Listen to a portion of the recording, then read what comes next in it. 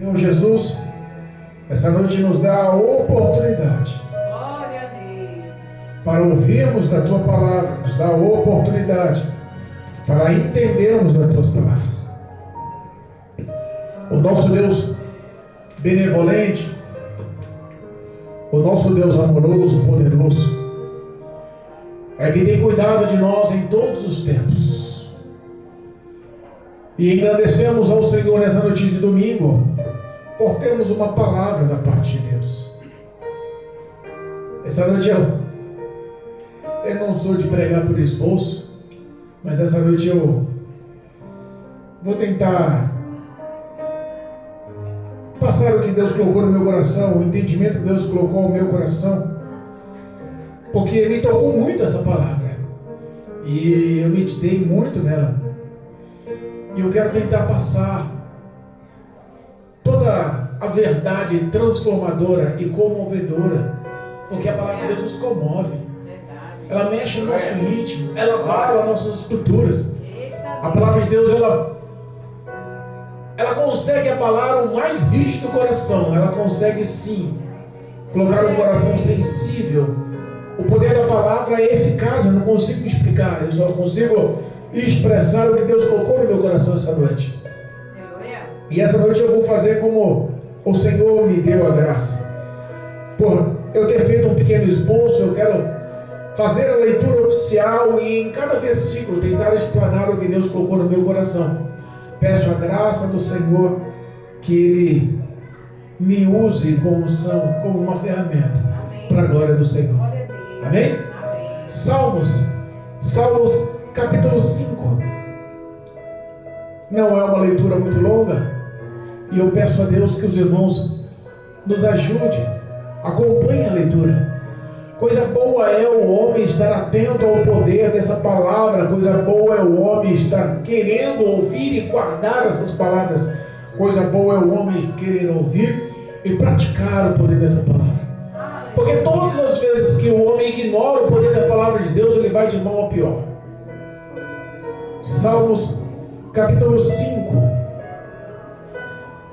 O tema da leitura é: Deus aborrece os ímpios e abençoa os justos.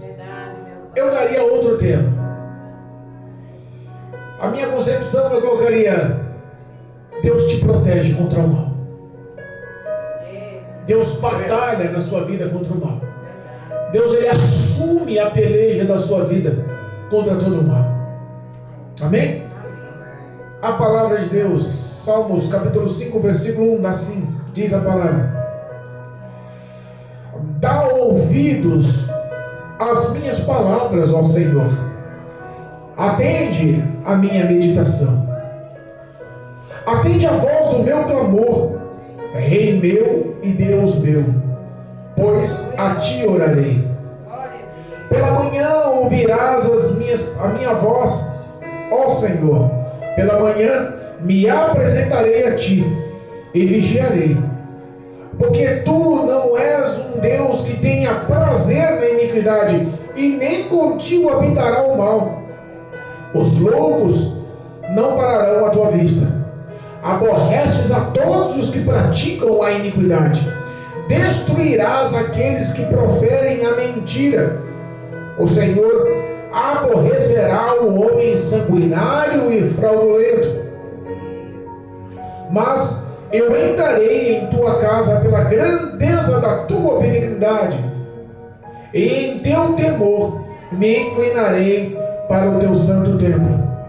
Senhor, guia-me na tua justiça por causa dos meus inimigos.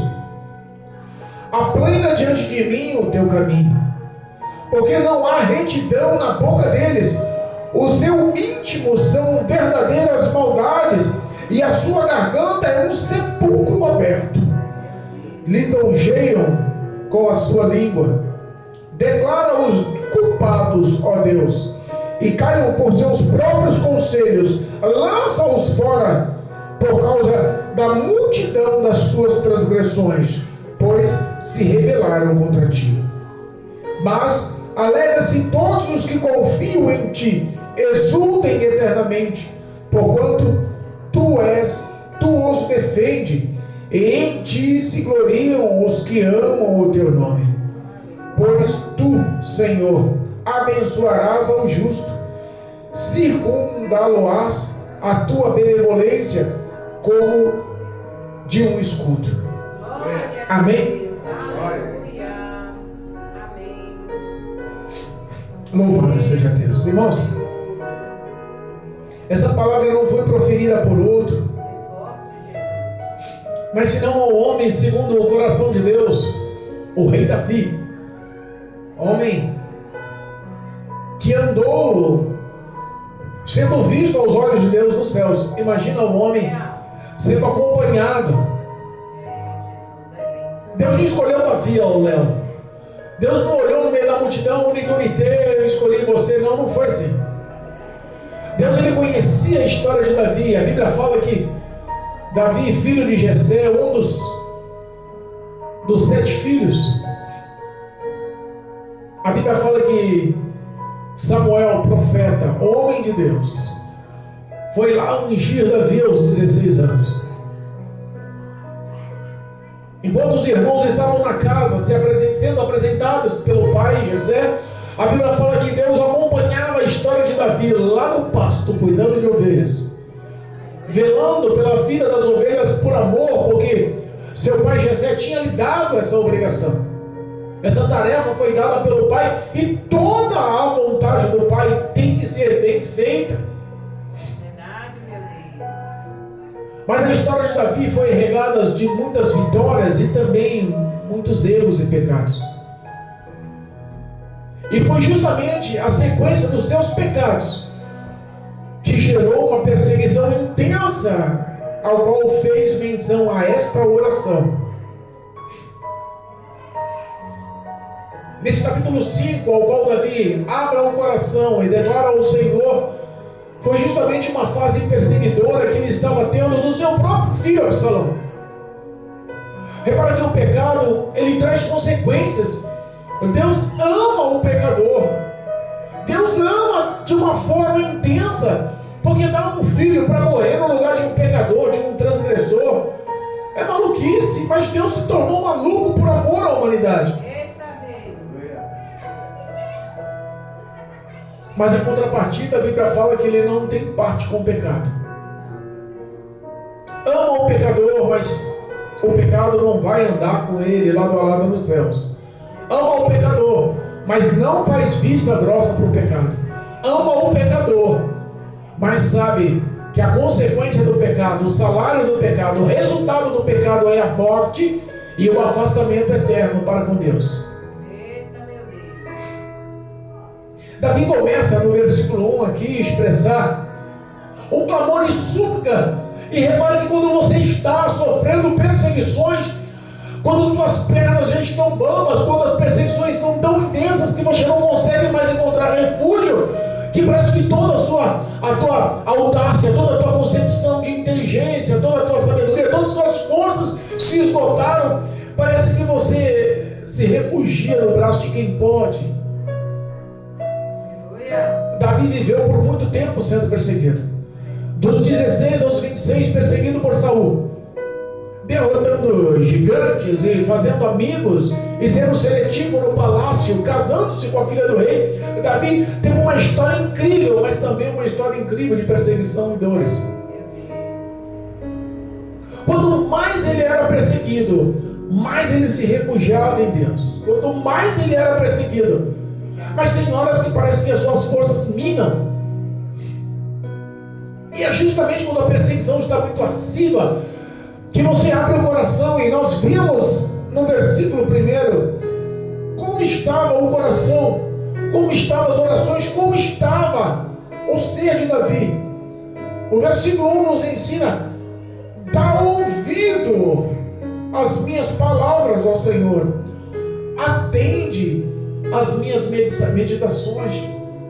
E se você reparar na tua Bíblia, na minha Bíblia, esse está ouvindo está numa letra grande, maiúscula, diferente do resto do versículo. Por quê?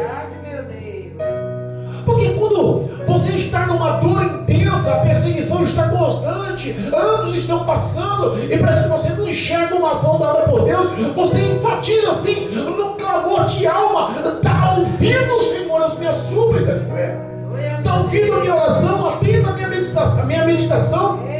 Ele não só está pronunciando com os seus lábios, mas ele está pedindo que Deus atente, olhe, acompanhe o interior, a meditação do coração dele, dos pensamentos, dos sentimentos dele.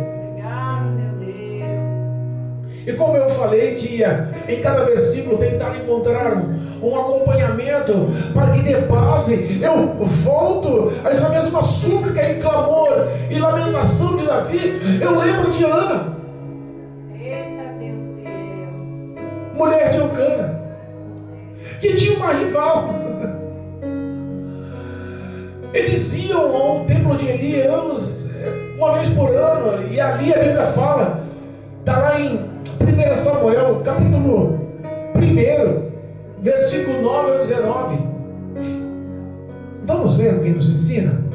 1 Samuel, capítulo 1, do versículo 9 ao 19, diz que Ana roga a Deus porque ela não aguentava mais as afrontas e as dificuldades. 1 Samuel, louvado seja Deus. Capítulo 1. Ela tinha uma grande rival, que também é esposa do seu marido, chamada Penina. E Penina era uma mulher frutífera. Todo ano trazia menção de um filho ao seu marido. E mulher boa e receptiva, mulher aceitável, era justamente uma mulher que era como uma mulher que lhe rendesse filhos. O prazer de um pai, de um chefe de família, de um líder na época, era ter na roda da sua mesa muitos filhos. E a sua mulher cuidando como dona do lar e zelando pela família. Mas Penina dava-lhe esse prazer, e Ana não. E Ana não ficou só amargurada porque o seu ventre foi fechado pelo próprio Deus. Ana ficou amargurada porque as afrontas de Penina se tornaram tão grandes que ela se olhou e começou a ficar depressiva. As orações dela no templo de Eli não era uma oração comum. Ela babuceava por lado de fora do templo, encostava numa cadeira, ela chorava amargamente no clamor. Repara que quando você realmente perde o comando, perde o controle e suplica as poderosas mãos de Deus para que a resposta venha, para que toda a armação do diabo caia por terra, você espera e almeja com grande desejo, gritando, senão, Senhor, está ouvido as minhas orações. Glória a Deus. No caso de Penina, a Bíblia fala que o próprio profeta Eli olhou para ela e falou: mulher, está bebendo? O que aconteceu? Está embriagado? Eita, meu Deus. E ela declara: não, meu clamor é angústia no coração, é amargueza no coração, eu não consigo viver e expressar. Ela abre o coração e faz um voto a Deus: Senhor, dá-me um filho, que lhe prometo que quando desmamado eu trago ele para ser seu filho, seu sacerdote, seu profeta, seu juiz, para que todos os projetos e sonhos que o Senhor tenha sobre a vida dele sejam efetuados. O Senhor me dá para me cuidar, amamentar para me dar, ter o prazer de mãe, e depois eu lhe devolvo. Eita, Deus fiel. O profeta Eli, usado por Deus, sem dúvida, olha para ela e disse, versículo 17: então respondeu Eli e disse: vai em paz, e o Deus de Israel te conceda a tua petição que lhe pedistes. Aleluia. Existe resposta, e a resposta às vezes vem por intermediários. Quando o salmista Davi, ele declama aqui: atenta às minhas orações, ouve as minhas orações e atende às minhas meditações.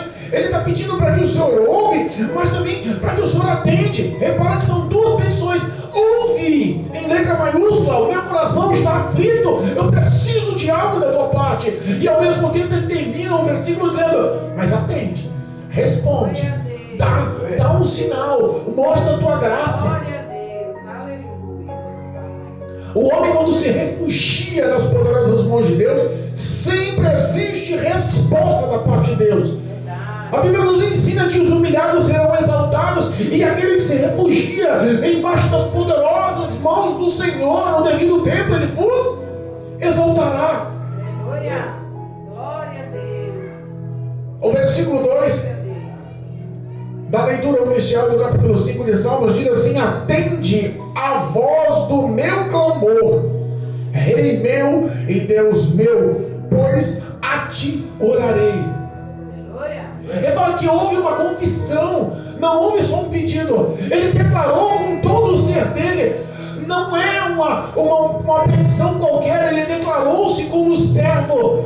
Ele se declarou como dependente. Ele se declarou como filho. Rei meu e Deus meu. E o final, a parte finalzinha do versículo diz: porque a ti eu orarei. Glória a Deus. Muitas pessoas hoje estão orando, e a oração é um meio global. Todos os países, todos os continentes, todos os povos, todas as línguas, pessoas oram diariamente.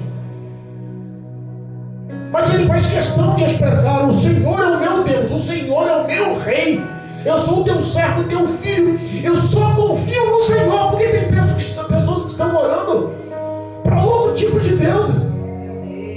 Se você for na Índia, por exemplo, eles cultuam a vaca. Eles têm a vaca como um ser sagrado. Meu Deus. Alguns países têm os seus cultos e delírios de formas opostas. Os egípcios, por exemplo, cultuam um gato. Meu Deus. Aqui a gente vê um gatinho no caminho, sai gatinho, vai pra lá. A vaca para nós é só um meio de alimento, leite, carne.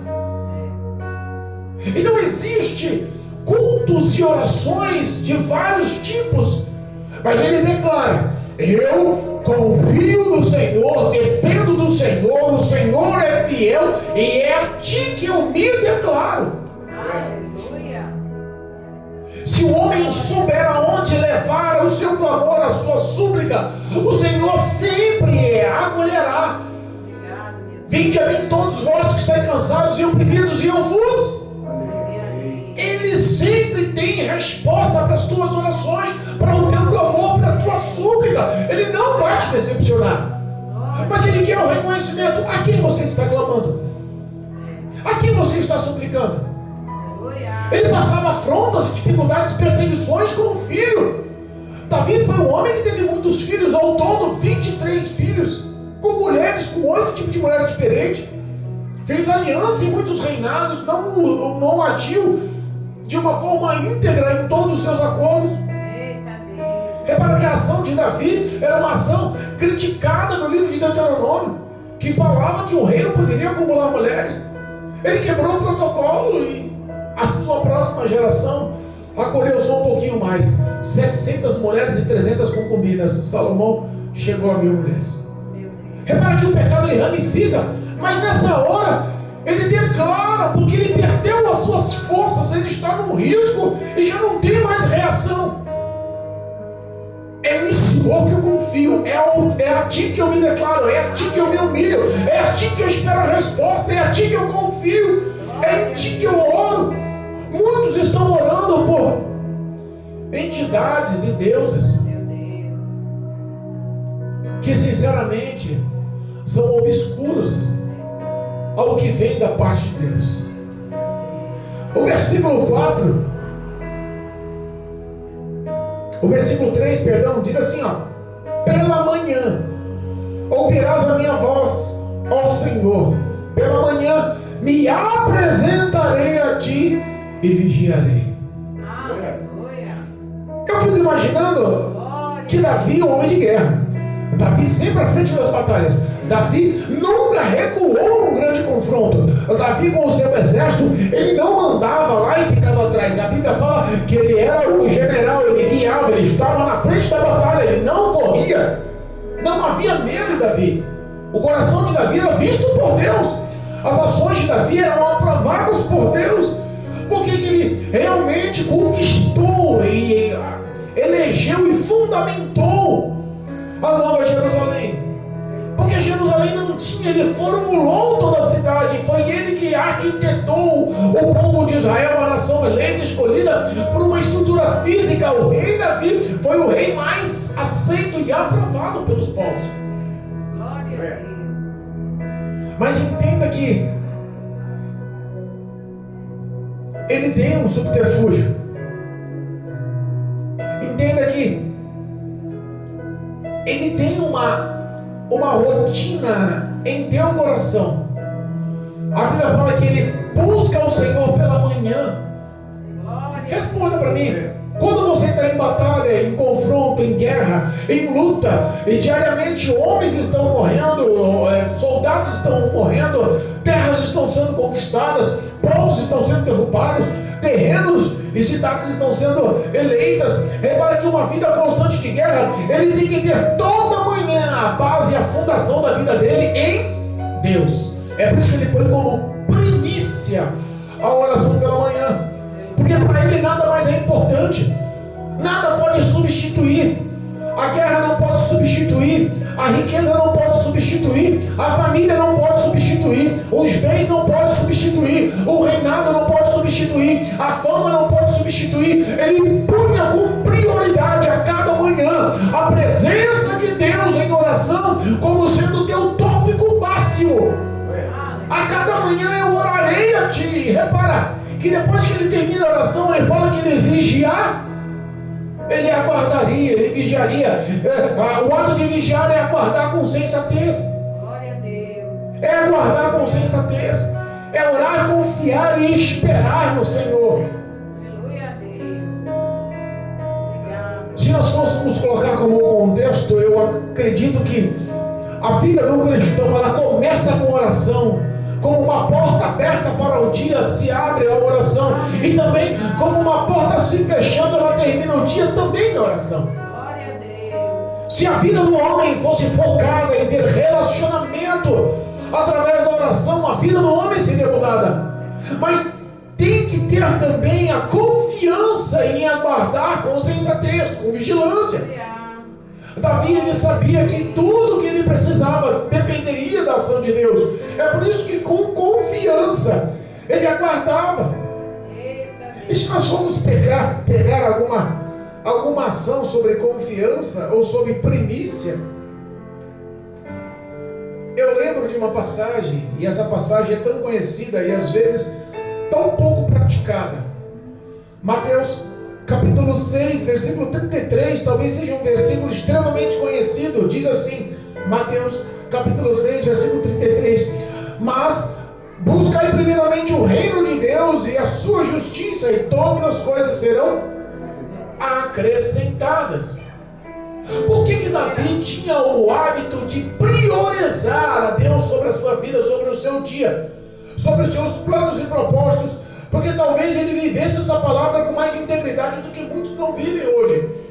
Ele punha em primeiro lugar o reino de Deus. Ele punha em primeiro lugar a justiça de Deus. Porque quando o homem confia em Deus, também confia no trajeto que Deus prepara, confia na ação que Deus reserva, confia nas palavras que Deus lhe fala, nas promessas que Ele lhe sugere. O que Deus fala, pode crer, porque a vontade do Senhor é sempre boa, perfeita e agradável. Quando Deus fala não, até o não de Deus é favorável para o homem. Quando Deus fala sim, é favorável, porque ninguém pode impedir as mãos poderosas de Deus para realizar o bem. Mas quando Deus fala não, também entenda como um ato favorável. Busca primeiramente o reino dos céus e a sua justiça. Acredite em oração, acredite em prioridade, acredite em primazia, acredite com suas primícias diárias na vontade, no querer de Deus, na justiça, no reino de Deus. Glória a Deus. Ele vai formular o que deseja o teu coração. Ele vai formular o que o teu coração almeja. Ele vai colocar dentro do teu coração o que ele realmente vê. Se nós pegarmos Salmos, capítulo 37, versículo 5, diz assim: entrega o teu caminho ao Senhor, confia nele e ele tudo. Mas engraçado que aqui está falando de entregar o caminho. E como você consegue entregar o caminho? É confiando na oração. É confiando no poder do teu relacionamento com o Senhor. Olha, Senhor, o meu dia está começando e eu entrego a minha vida em tuas mãos. Todos os meus planos e projetos não são meus, são do Senhor. Faça como tu queiras. E aguarda, espera, porque Ele desejará, Ele realizará o desejo do teu coração. É Ele que realiza por nós. Não temos forças e não temos nenhum tipo de habilidade sem Deus para conquistar o que almeja o nosso ser. O homem tem que aprender a entender e a confiar que sem Deus não há felicidade. O homem não consegue ser completo. Versículo 4. Repara que a oração, ela não é só vista dos lábios para fora. Ela não é só vista, como diz o primeiro versículo, atende a minha meditação aos pensamentos. Ela também é vista pelos poderosos olhos do Senhor, no íntimo dos teus sentimentos, que é o teu coração. O versículo 4, porque tu não és um Deus que tenha prazer na iniquidade e nem contigo habita o mal. Repara que quando o homem se prostra para orar, Davi, quando se prostrava para orar, ele fazia uma autoanálise clara dele. Como eu estou sendo visto por Deus nessa oração? Como eu estou sendo enxergado por Deus nessa oração? Como é que Deus olha as minhas ações e os meus sentimentos? Será que eu estou sendo verdadeiramente sincero e aprovado com Deus? Às vezes a gente tenta com nossa eloquência nas falas enganar a Deus. Às vezes nós tentamos com nossa eloquência tentar dar um joguinho de cintura para enganar a Deus e não dá. Tem muitas pessoas que estão vivendo dentro da igreja no pecado, no erro, na iniquidade, na prática do mal, acoitos, embutidos, camuflados, e Deus tendo projetos imensos na vida do homem, mas ele pensa que engana Deus, e às vezes os planos e projetos são barrados. O exemplo de como Davi se mostrava em oração é um exemplo que eu encontrei em Lucas, capítulo 18, do versículo 10 ao versículo 13. Lembra da oração? Lucas, capítulo 18, versículo 10 ao 13. Lembra da oração do fariseu? Olha só o exemplo, a comparação, olha o comparativo. Davi, quando dobrava o joelho e falava com Deus a cada manhã, ele fazia uma autoanálise de saber como Deus o enxergava, como somos diante de Deus em oração. E às vezes nós se enquadramos no que diz aqui, 18:10 de Lucas. 2 homens subiram ao templo a orar, um fariseu e o outro publicano.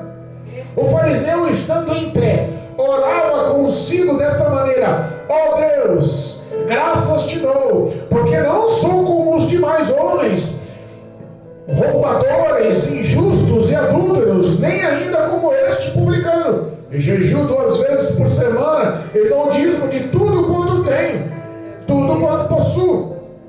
O publicano, porém, estando em pé, de longe, nem ainda queria levantar os olhos ao céu, batia no peito e dizia: ó Deus, tenha misericórdia de mim, porque sou pecador.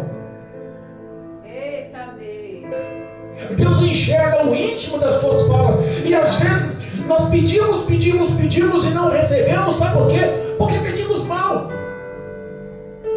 Pedimos e não recebemos. Sabe por quê? Porque pedimos para deleite de si próprio. Está lá em Tiago capítulo 4. Tiago capítulo 4, versículo 2. Pedimos e não recebemos porque pedimos para os nossos próprios deleites, para os prazeres da nossa própria carne. É isso que Davi estava falando: Senhor, não é para os meus prazeres, eu preciso do teu refúgio. O Senhor é a verdade, sem o Senhor eu morro.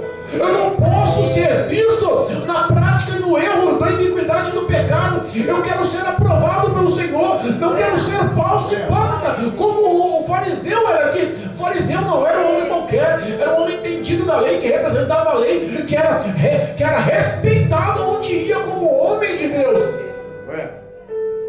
Glória a Deus. Pessoas hoje estão vivendo uma vida oculta, de aparência, se mostrando aptos, mas a gente vê que a ação não honrava o nome de Deus, as falas não honravam o nome de Deus. A árvore não dá bom fruto se ela é boa, e a árvore não dá bom fruto se ela é má. Nós conhecemos as pessoas pelas suas ações, pelos frutos que elas dão. Davi fez um comparativo, olha o que o fariseu fazia. As orações deles eram respeitadas, eles eram tidos como homem de Deus. Mas Jesus mostra um comparativo e a gente encontra uma verdade nas orações de Davi com base nesse fariseu e nesse publicano. A quem o Senhor atentou a oração? A quem verdadeiramente se arrependia dos seus pecados. A quem verdadeiramente assumia os seus pecados.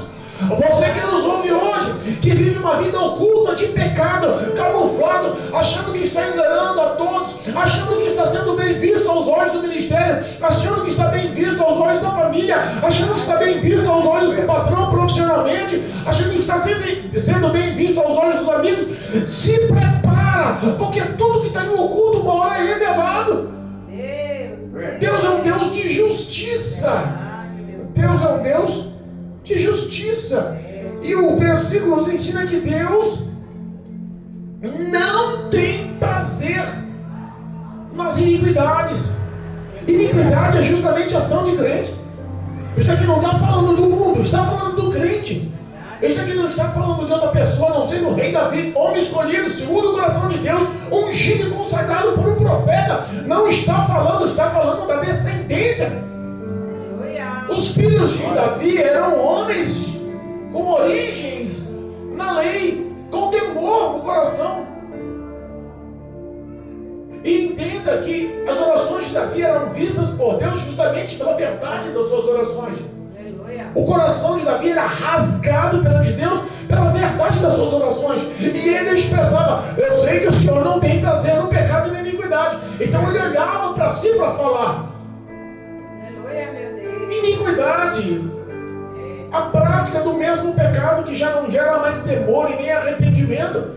Às vezes as pessoas nem mais pedem perdão, e nós nunca tropeçamos em pedra grande, sempre tropeçamos em pedrinhas pequenas.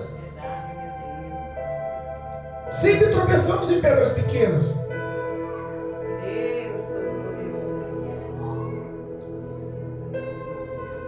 Nem contigo habitará o mal. 1 João capítulo 1, versículo 5 diz, a Bíblia diz que Deus é luz e que não há nenhum vestígio de trevas no Senhor. Ele representa o bem. Ele não pode de forma nenhuma compartilhar e compactuar com a ação maligna da vida do pecador. Se você vive uma vida de pecado, de ações más e acha que está tendo uma resposta em relacionamento verdadeiro com Deus, não está. As suas orações não chegam ao trono da glória. Deus não vai lhe responder, não vai ter a verdade do Senhor. Mas pastor, o que faço eu para mudar a minha história? Confesse, abandone, e aí a misericórdia te alcança.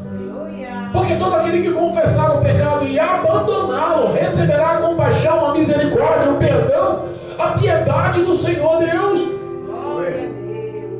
Jesus Cristo crucificado na cruz do Calvário, coroado com uma coroa de espinhos, pregado os pés e mãos, chicoteado, humilhado, denegrido. Ele veio senão para chamar o pecador ao arrependimento.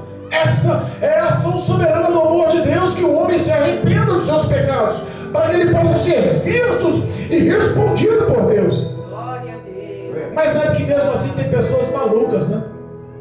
O versículo 5. O versículo 5 diz assim: os loucos não pararão à tua vista, aborreces a todos os que praticam a maldade.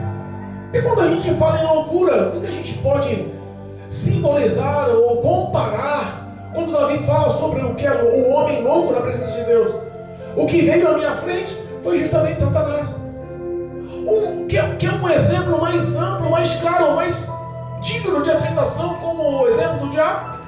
Lúcifer no céu, anjo de luz, feito com toda a soberania e graça do Senhor, era um anjo que realmente tinha seus privilégios. Andava junto às pedras afogueadas, subia o trono de Deus.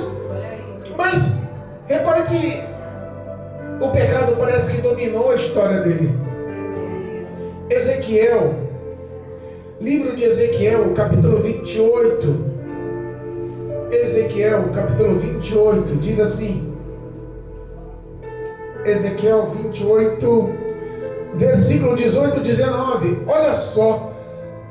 Quando o homem começa a ter ações loucas, ele toma ações de arrogância, tomam ações de soberba, tomam ações de orgulho, e esses não vão parar diante do Senhor. Não ficará, Deus os expulsará da frente do Senhor. Quando fala não pararás, é porque Deus vai expulsar. E olha só, que é uma ação maior do que essa? Versículo 18: pela multidão das tuas iniquidades, pela injustiça do teu comércio, profanaste os teus santuários, e pois fiz sair do meio de ti um fogo que te consumiu a ti, e te tornei em cinzas sobre a terra, aos olhos de todos os que te veem. Todos os que te conhecem entre os povos estão espantados de ti. Em grande espanto se tornaste, e nunca mais serás para sempre. Olha, o salário do orgulho. O diabo tinha tudo para ser feliz no céu. A regente dos céus, aferidor de medidas, ele é que governava, ele que administrava como general o exército dos céus. Repara que era o cargo mais importante. O diabo o Lúcifer não era uma pessoa qualquer, não era um anjo qualquer, mas a loucura de criar no coração a soberba, a loucura de criar no coração a iniquidade, a loucura de criar no coração a orgulho, e as pessoas entendem hoje tudo isso. Esse é o problema. Uma pessoa não consegue ser feliz sendo orgulhosa, uma pessoa não consegue ser feliz sendo arrogante, uma pessoa não consegue ser feliz tomando ações loucas como essas. Verdade, meu Deus. Conquistas é uma coisa, felicidade é outra.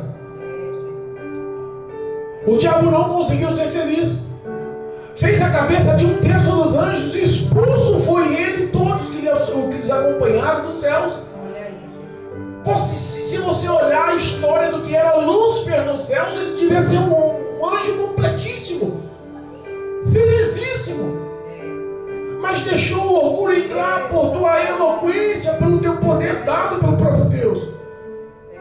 E todas as pessoas que começam a fazer loucura, repara que todas elas terminam numa prática de maldade.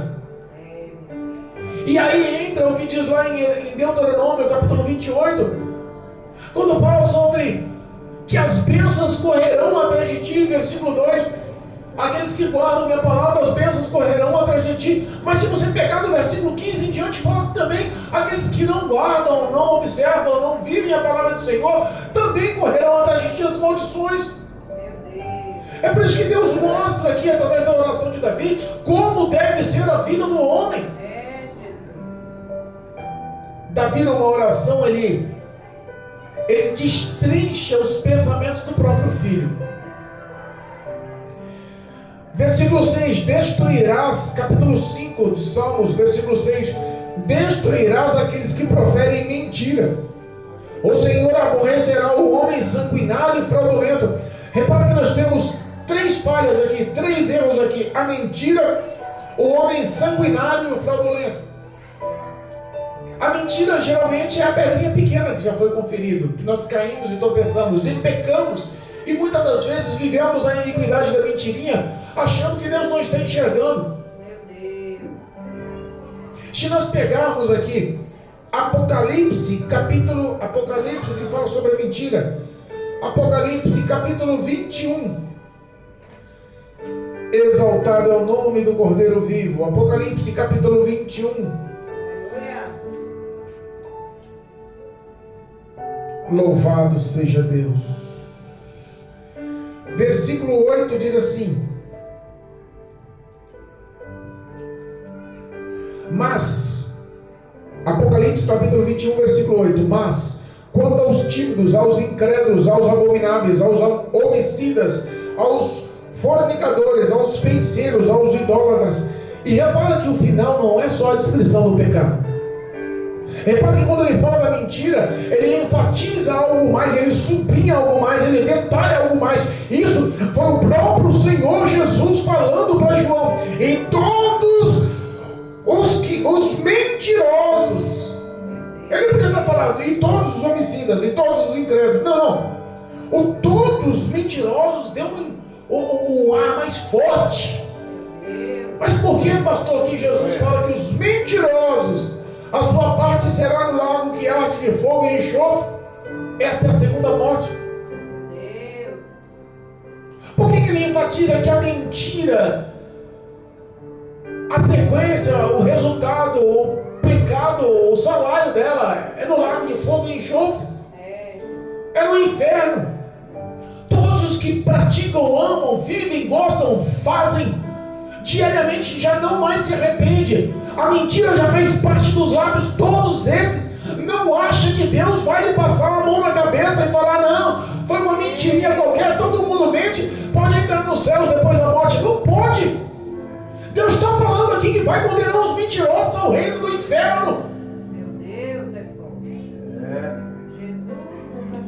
Se nós pegarmos aqui quando fala sobre homem sanguinário, Êxodo capítulo 20, versículo 13: não matarás. Um dos 10 mandamentos.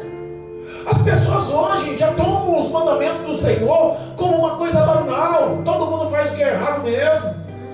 Olha, Deus me perdoe, esse negócio, Deus não falou que não pode matar, mas tem cara que merece morrer. Olha, aquele ladrão que matou ali, não, se eu pego eu mato. Aquele que violentou outra pessoa, não, esse merece morrer. Repara que a morte já está aceita na mente e no coração.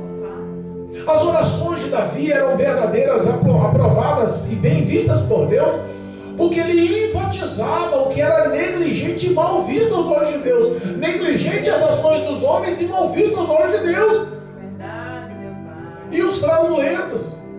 Quem são os fraudulentos? Fraudulentos é justamente aquelas pessoas que já não têm noção do que é certo, do que é errado, e está afim realmente de viver uma vida de engano. E sabe o que eu enxergo nessas pessoas com vida de engano? Que já não tem mais vida com Deus. Já não tem mais vida de relacionamento com Deus.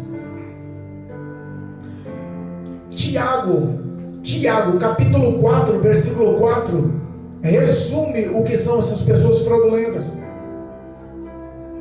Tiago 4:4: adúlteros e adúlteras, não sabeis vós que a amizade do mundo é inimizade contra Deus? Portanto, qualquer que quiser ser amigo do mundo, constitui-se inimigo de Deus. Porque as pessoas que amam o mundo, elas não calculam medidas, nem esforços, nem dedicação para conquistar. Não importa se vai pisar na cabeça do mais frágil ou não, se vai enganar o mais frágil ou não, se está puxando o tapete do mais frágil ou não, não interessa. Ela quer conquistar a força, porque o prazer e o desejo dela está nesse mundo. Pastor, as palavras estão fortes hoje, pastores, as palavras... Eu nunca imaginei que a oração de Davi, no capítulo 5 de Salmos, que já li tantas vezes, poderia resumir tanto da minha vida. Repara, porque Deus tem algo, e o algo de Deus é sempre bom. Deus muda a história do homem.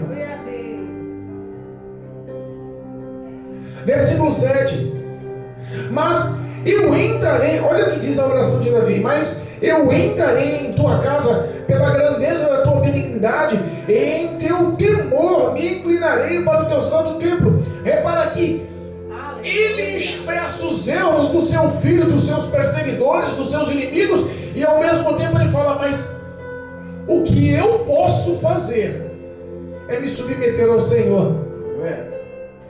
Se você pegar o começo do versículo, mas eu entrarei em tua casa, onde? Na igreja, no templo, no local santo. Ele não fala assim, mas eu entrarei na tua casa porque eu sou o cara. Não, eu entro na tua casa porque quer saber de uma coisa? Eu mereço, sou teu rei, eu sou teu ungido, teu ungido, não tem ninguém maior ou melhor do que eu. Não, não, não. Ele fala assim, eu entro na tua presença conforme a tua misericórdia, pela grandeza da tua benignidade. Glória a Deus. Benignidade e misericórdia são compatíveis. Ele não se pôs como um cara altivo, soberbo, mas ele se pôs, eu entro na tua casa, me inclino à tua presença, eu me respaldo na casa de oração, no tempo de oração, pela tua misericórdia. E em teu temor inclinarei para o teu santo templo. O que é o temor? Não é o princípio da sabedoria? O princípio da sabedoria não vem pelo conhecimento de Deus, pela palavra de Deus. Ele fala, eu me reclino na tua casa por tua misericórdia, para te conhecer. Eu me reclino o meu rosto ao teu temor, para saber quem tu és. Coisa boa é o homem ter curiosidade e desejo de saber quem é o próprio Deus. Glória a Deus. Aleluia. 1 Pedro, capítulo 5, versículo 6. Humilhai-vos, pois, debaixo da potente mão de Deus, para que a seu tempo ele vos exalte, lançando sobre ele toda a vossa ansiedade, porque ele tem cuidado de vós. Repara que quando ele se declina no templo do Senhor, ele se declina justamente para humilhar-se debaixo das mãos de um Deus poderoso que sempre o guiou em batalhas, que sempre foi fiel nas lutas, que nunca deixou ele padecer, que sempre usou de bondade misericordiosa. E ele sempre, em teus medos, em tuas ansiedades, ele decidia confiar no Senhor. Eu não consigo não confiar no Senhor. A minha vida depende do Senhor. É por isso que eu me reclino no teu santo templo. Aleluia. Ele expressa no versículo 8: Senhor, guia-me pela tua justiça por causa dos meus inimigos. Aplana diante de mim o teu caminho. O homem pedir para que Deus o guie em tua justiça, porque ele confia na vontade, no querer, no prazer. Ele confia no Deus que tem. Amém, Jesus. Ele confia nas ações desse Deus. E ele sabe que todas as ações dele só vão conseguir ser vistas, testadas e aprovadas por Deus, porque o inimigo assim há de prová-lo. Quando fala vigiai e orai, porque o vosso adversário, o inimigo da vossa alma, está ao redor, bramando como um leão, é a verdade. Ele está buscando a quem se possa tragar. Davi sabia que o testemunho dele tinha que ser guiado pela justiça de Deus. E como a gente consegue ter um testemunho aprovado por Deus? Através da santidade. Aleluia. Através da santidade, porque se as suas ações, olha aí, são ações santas, ações puras, aprovadas pelo próprio Deus, o inimigo nunca vai encontrar brecha. E era o que ele estava expressando aqui: eu preciso que o Senhor aplane os meus caminhos e guie-me conforme a tua justiça. Eu preciso viver aprovado em santidade. E eu parei para pensar, Senhor, que se fala de santidade. 1 Timóteo, capítulo 4, versículo 5. A santidade vem senão através da palavra e da oração. A receita do sucesso da história, da intimidade de Davi com Deus veio através da santidade. O inimigo procurou e ele lutou contra Davi. Davi muitas das vezes pecou e errou porque caiu com Betseba, mas repara, ele pedia socorro. Me ajuda, guia-me conforme a tua justiça. Eu quero ser santo, Eu quero estar sendo aprovado pelos teus olhos. E hoje nós descobrimos que a santidade para as nossas vidas vem, se não através de uma vida de oração e uma vida de meditação na tua palavra. 1 Timóteo, capítulo 4, versículo 5, resume o que Deus vai vir para buscar na sua igreja, homens e mulheres santos. Santos. Já estamos encerrando, versículo 9. Porque não há retidão na boca deles. O seu íntimo são verdadeiras maldades, a sua garganta é um sepulcro aberto. Lisonjiam-se, ou se vangloriam, ou se mostram com a sua língua. Repara que fala sobre boca, fala sobre garganta e fala sobre língua. E quando as pessoas começam a se gabar, se lisonjear, começam a mostrar uma verdade que não é, o seu íntimo são verdadeiras maldades. Não há retidão na sua boca. A gente enxerga que as dores vêm justamente pelas pessoas que procuram desafiar a Deus. Como assim, pastor? As pessoas decidem desafiar a Deus. Decidem desafiar a Deus porque elas esquecem que Deus enxerga o que sai da boca. Não é reto. Enxergam a maldade do teu íntimo, do teu ser. E enxergam as suas palavras de lisonjeio. Fala que a sua garganta é como um sepulcro, é como uma cova. Na cova só tem o que é podre. E aí, para me lembrar de uma afronta, de um versículo que mostre essa verdade, Deus me levou lá em Malaquias capítulo 3, versículo 13, foi quando o próprio Deus mostrava para eles que eles estavam errados, e eles confrontando diziam assim, versículo 13: as vossas palavras foram agressivas para mim, diz o Senhor, mas vós dizeis: em que temos falado contra ti? Olha, é o que está acontecendo nos dias, nessas orações, nas aflições, nas perseguições de Davi, nos dias de Davi. Muitos mostravam uma coisa, mas no íntimo Deus conhecia quem era.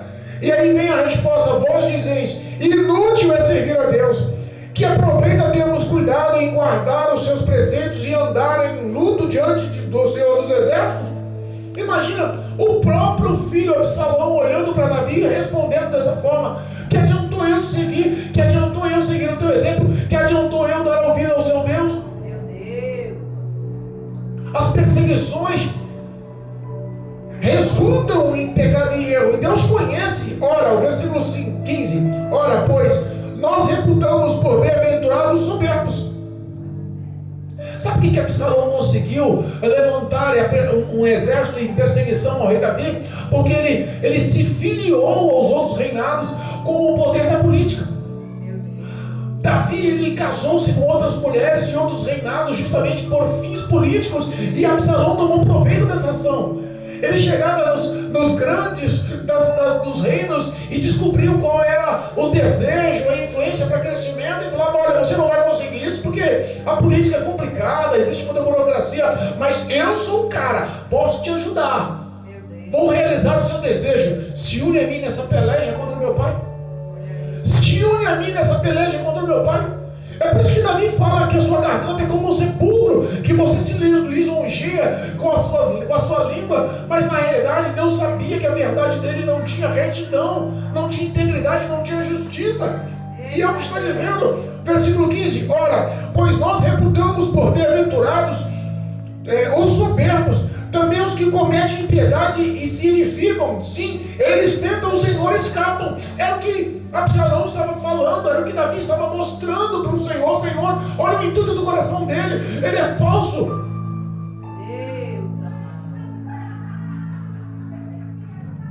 Deus amado. Às vezes nós convivemos com as pessoas e nós nunca imaginaríamos que aquelas pessoas nos machucariam. É ou não é, Marcelo? Parece que a pedrada ela é mais doída quando ela vem de pertinho. Às vezes nós imaginamos pela feição de muitos que a traição seria difícil, mas quando a traição vem dentro da família, família, dos parentes, dos mais pertos, ela sim abala o homem. Verdade, meu Deus. Era por isso que Davi orava e falava ao Senhor: olha como é ele, Senhor. Versículo 10: declara os culpados, ó Deus, caiam em seus próprios conselhos, lança-os fora por causa da multidão das suas transgressões, porque eles se rebelaram contra ti. Essa é a verdade, que quem se rebela contra o homem de Deus não se rebela contra o homem de Deus, se rebela contra o próprio Deus. Deus é forte. Eles não estavam perseguindo Davi somente, eles estavam perseguindo o próprio Cristo. Lembra quando Jesus se manifestou em glória e luz no caminho de Damasco a Saulo e perguntou: Saulo, Saulo, por que tu me persegues? Saulo nunca perseguiu Jesus. Saulo perseguiu os seguidores de Jesus, para que eles eram cegos na cabeça de Saulo, eles eram burros, eles estavam seguindo um Deus que estava sendo espancado, humilhado e morto no Calvário. Para ele, Jesus não era o Messias, ele nem ligava para isso, mas ele perseguia as pessoas que criam nisso. Foi da mesma forma aqui. Da mesma forma aqui. Eles se rebelam contra ti, Senhor. Olha aí, gente. Olha a multidão das transgressões deles. Meu Deus. Olha os erros deles. Eu fico pensando que às vezes o homem se sente ou se acha maior ou melhor em alguma ação e perde o controle da tua história porque não sabe o Deus que luta e peleja por nós. Aleluia. Verdade, meu Pai querido. Louvado seja Deus. 2 Timóteo, capítulo 3. Geralmente uma pessoa dessa, geralmente uma pessoa que se rebela contra Deus, geralmente uma pessoa que se levanta contra o seu rei, geralmente uma pessoa que se levanta contra o seu líder, geralmente uma pessoa que luta contra, não sabe que está lutando contra o próprio Deus. A ação de graça, a presença do Espírito de Deus na vida do homem, mostra que o homem escolhido por Deus tem o seu defensor. E geralmente essas pessoas se frustram. Geralmente o perseguidor se perde. Geralmente o perseguidor, ele acaba deslizando e ele não sabe o que aconteceu, sabe o que a Bíblia fala. 2 Timóteo, capítulo 3, versículo 13. Mas aos homens maus. Resume a todos, aos homens maus. Olha, versículo 13. Maus e enganadores, irão eles de mal a pior, enganando e sendo enganados. Às vezes nós pensamos que as nossas ações nunca vão ser vistas por Deus. Podemos fazer qualquer coisa de qualquer forma, podemos agir de qualquer maneira, porque Deus não está olhando, não está acompanhando, Deus não está vendo. Eu posso fazer o que quer, quem manda na minha vida sou eu, e cuidado. Eita. Cuidado.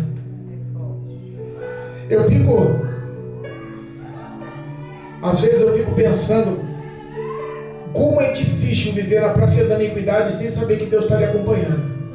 Se voltarmos no versículo 5, repito, estou dando um encerramento, já venceu a hora. O versículo 5 do capítulo 5 de Salmos diz assim, ó, a parte B: aborreces a todos os que praticam maldade. Vamos ler o versículo todo. Os loucos não pararão à tua vista. Aborrece a todos os que praticam a maldade. Deus, ele aborrece a maldade? Deus aborrece o quê? Aos que a todos os que praticam a maldade. É por isso que nós lemos lá em 2 Timóteo que os homens maus e enganadores vão de mal a pior, enganando, sendo enganado, porque Deus assim permite. Deus aborrece os planos dele. Tudo que eles fazem não dá certo. Tudo que põe a mão e investe, gasta, se afunda em tantos sonhos, e Deus faz ele só viver uma vida de aborrecimento, porque Deus persegue o pecador, os que praticam a maldade. Deus persegue. Ele está dizendo que é Ele quem aborrece a todos os que praticam. A iniquidade não faz parte de Deus, a maldade não faz parte de Deus, o pecado não faz parte de Deus. E você não pensa porque você é pecador ou maldoso mentiroso ou enganador, que os seus planos sempre vão dar certo. Não vão. Não vão. Deus não tem prática com o que é mal. Deus não abençoa o que é mal. Quer um exemplo do que é mal? Quer um exemplo de pessoas tentando tomar subterfúgio e vantagem dessas palavras? Uma vez, houve essa, diácono, estávamos numa campanha em outro ministério. Toda sexta-feira vinha quatro rapazes, novo, bonito, rapazinho de 16, 17, 18 anos, bonezinho de marca, roupa de marca, tênis de marca, relógio de marca, corrente no pescoço, encostava num Golf prata, bonito, carrão do ano na época, sabe? E olhava aqueles 4 rapazes fazendo a campanha. E terminava o culto e fazíamos o apelo e ninguém aceitava Jesus. Mas depois que terminava o culto, todos os 4 iam à frente e pediam oração para o preleitor. E o preleitor, o pregador, sem discernimento, sem entender, orava e abençoava. E eles falavam que iam para o trabalho. Meu Deus. Primeira semana, segunda semana, terceira semana, Deus mostrou para ele: tem alguma coisa errada aí. Eita. E aí no fim do culto, que eles foram pedir mais uma oração, o pregador perguntou: mas vem cá, vocês trabalham no quê? Porque vocês estão pedindo, já é o terceiro culto, oração, para que Deus abençoe no seu trabalho. Vocês não querem nada com Cristo, não aceitam Jesus como Salvador, só estão aqui para acompanhar a campanha, estão realizando, isso é muito bom, mas está na hora de vocês terem relacionamento com Deus. Qual é a profissão de vocês? Apertou. Um olhou para o outro, deu uma risadinha, cutucou o outro, não fala não, outro, vamos falar. Só, o pastor, o pregador, é o seguinte, a realidade é que a gente vem, participa do culto aqui, você ora por nós, abençoa, a gente sai e faz nossas vidas, mete o cano e tudo dá certo. Os homens nunca pegou a gente, a oração de você nos protege. Jesus todo-poderoso. Olha como o ímpio quer tomar vantagem. E a Bíblia fala que Deus ele aborrece. Olha a oração de Davi: eu sei que tu aborrece todos que praticam a maldade. Jesus. Deus é quem aborrece. A oração do pregador foi oposta. Amém. Deixa eu orar por vocês hoje. Não, pregador, pode orar, pastor, pode orar. Pode orar sim, a sua oração é boa. Vai lá, o homem de Deus impõe a mão na cabeça dos 4. Jesus, a partir de agora, faça a tua vontade. Todos os 4 foram presos. Olha aí. Na mesma noite. Deus não é um Deus de brincadeira. Deus não é um Deus de brincadeira. Em sua palavra há poder. Mas para os justos, para os fiéis, a recompensa.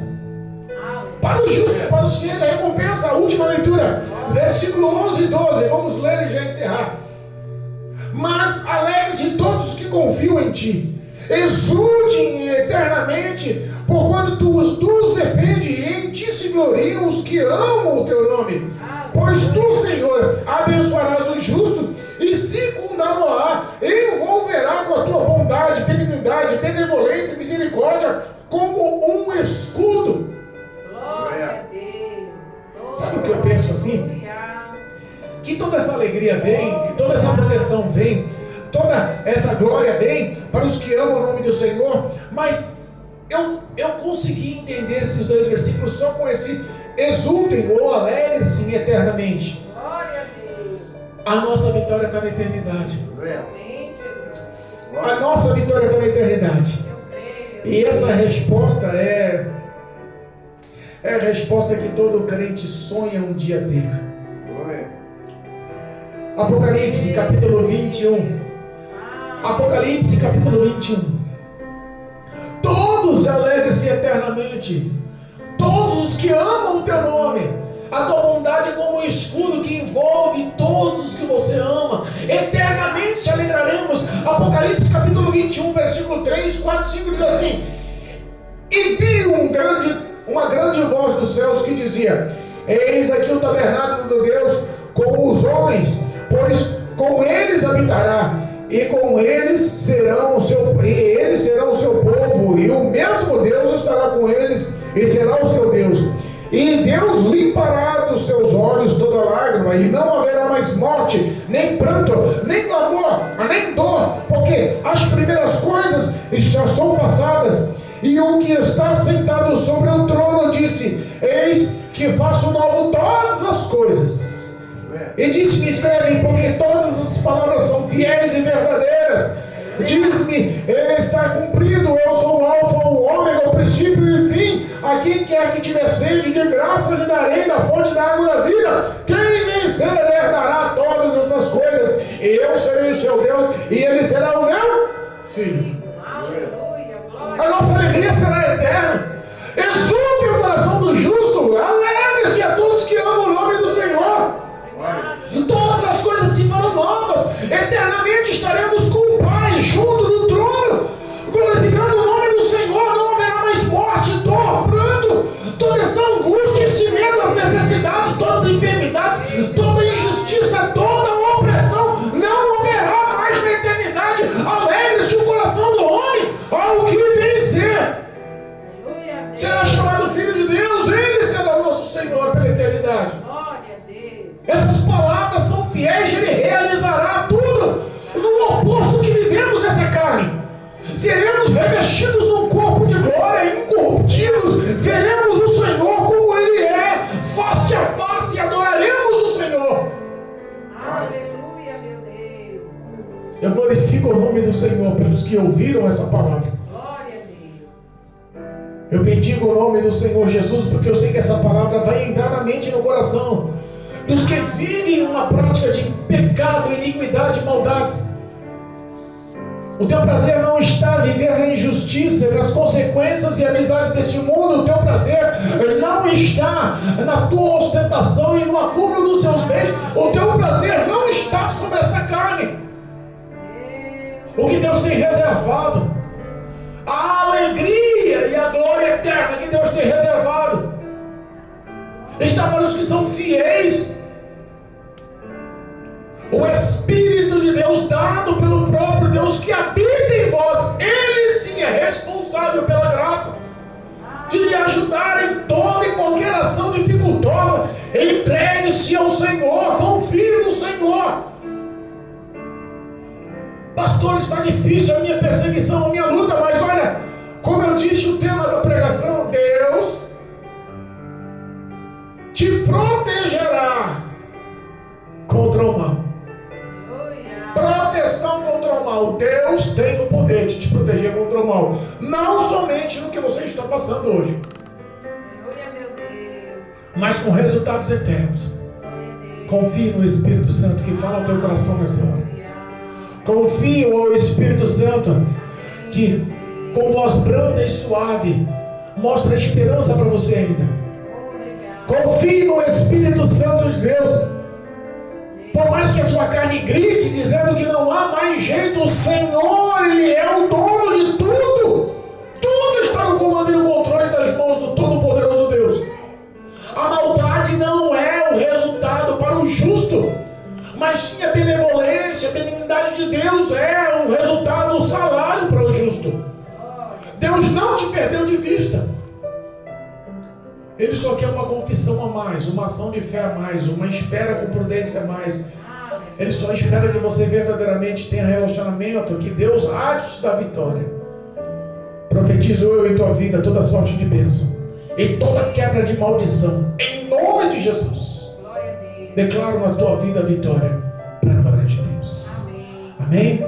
Louvado seja Deus. Glorificado e bendito é o nome do Senhor Jesus. Eu sei que não é comum pregar por esboço, mas eu glorifico o nome do Senhor por esse culto, por essa palavra, pela ação do Espírito de Deus em nossas vidas. Que você possa verdadeiramente ser tocado e transformado por Deus nessa noite, em nome de Jesus. Amém? Louvado seja